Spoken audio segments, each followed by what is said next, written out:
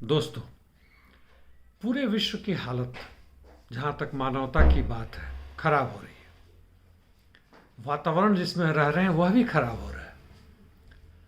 अभी आज के खबर के हिसाब से दिल्ली, भारत की राजधानी नई दिल्ली बोले, विश्व भर में सब राजधानियों को ले ले तो यहाँ का वातावरण, क्लाइमेट सबसे खराब है।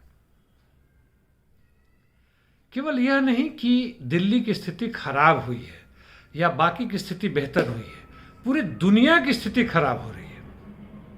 कोयले की खपत बढ़ रही है, petroleum product, petrol, diesel, gas, उसके खपत बढ़ रहे हैं।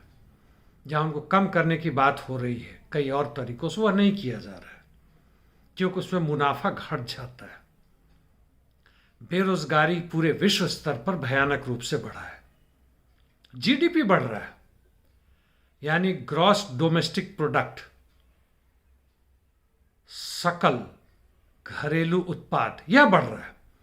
हालांकि वह चंद लोगों के जेब में जाता है।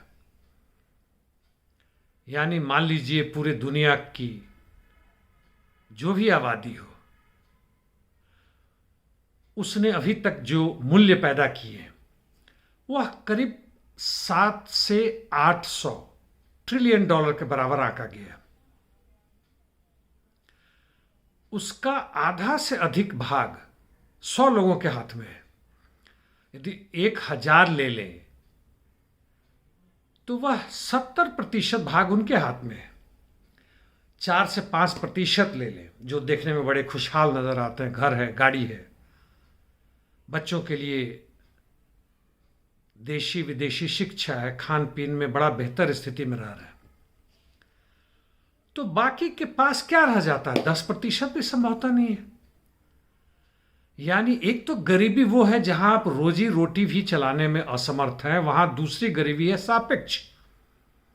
यानी हम लोगों के बीच में हमसे भी नीचे जो बेचारे गए गुजरे हैं, जिनको भारत में 35 रुपया मिलता है तो कहते हैं गरीबी रेखा से बाहर निकल गया प्रतिदिन, और वहां 35 अरब रुपया से अधिक है। इन दोनों के बीच के खाई देखें तो कोई मतलब अंदाजा लगाना मुश्किल कि किस तरह का व्यवहार होगा। यहां के कानून बदले जाते हैं ऊपर वालों के लिए, हमें दबाने के लिए। इस तरह की खाई, इतनी भयानक खाई विश्व में और बढ़ रहा है। केवल भारत नहीं, पूरे यूरोप में, अमेरिका में, लैटिन अमेरिका में, अफ्रीका में, हर जगह। और लूट भी उसी अंदाज से बढ़ रहा है।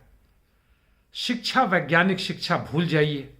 सामान्य शिक्षा यानी साक्षरता कहते हैं कि ABCD सीख ले, क ख ग घ सीख ले, जिस भाषा में जैसा होता है, वह भी सब लोगों को मुहैया नहीं हो रहा है। स्वास्थ्य तो बहुत दूर की बात हो गई।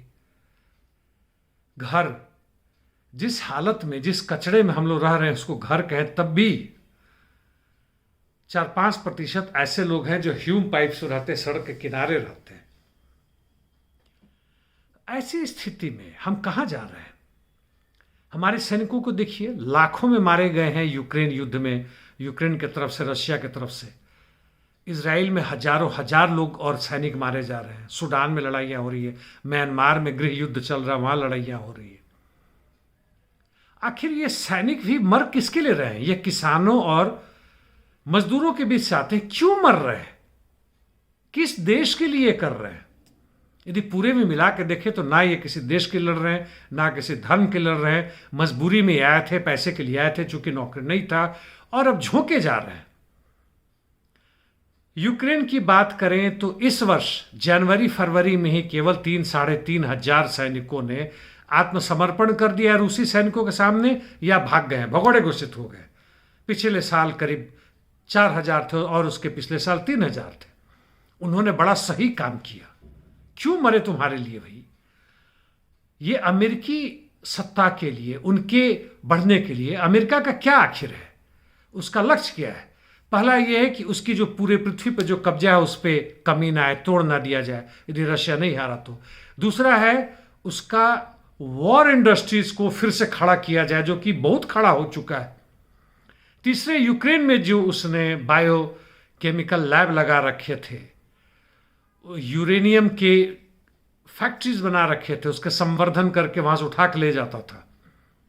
अफ्रीका में भी था, मुफ्त में अपने यहाँ तेल तो इराक से लूट ही रहा है, बाकी दुनिया का हर जगहों से लूट रहा है। और जो नए हैं यूरेनियम का और लिथियम, जिससे कि अभी नए नए बैटरी बन रहे हैं, कार आपके जो पावर से बनते हैं, बैटरी से चलते हैं, उसके लिए, ताकि उसका एकाधिकार बना रखे। आखिर उसके लिए यूक्रेनी सेना क्यों लड़े, क्यों मरे? पाकिस्तान अफगानिस्तान में गोलाबारी हुआ, अफगानिस्तान ईरान में गोलाबारी हुआ, अमेरिकी सैनिकों के खिलाफ इराक और सीरिया में और अन्य जगहों पे आक्रमण हो रहा है। आखिर हम लोग इनके लिए, इन मालिकों के लिए क्यों मरे? चाहे सैनिक हो या किसान हो या मजदूर हो। इतना ही नहीं, हम आपस में भी लड़के मर रहे हैं मार के कि ये मेरी जाति का नहीं है, मेरे रंग का नहीं है, यह मेरे मालिक का नहीं, वो दूसरे मालिक का बंदा है, यह मेरे क्षेत्र का नहीं है, इस भाषा बात करता है, उस भाषा में बात करता है। हम क्यों पागल हो रखे हैं 21वीं शताब्दी में? हम क्यों नहीं इस बात को समझने की कोशिश कर रहे हैं कि हमारी एकता इन 5% या उससे भी कम, जो एक परजीवी के तरह आतताई शोषक हमें जो लूट रहे हैं, हमें बर्बाद कर रहे हैं, हम इनके बहकावे में आके कुत्तों की तरह पूंछ क्यों हिला रहे हैं? धन्यवाद।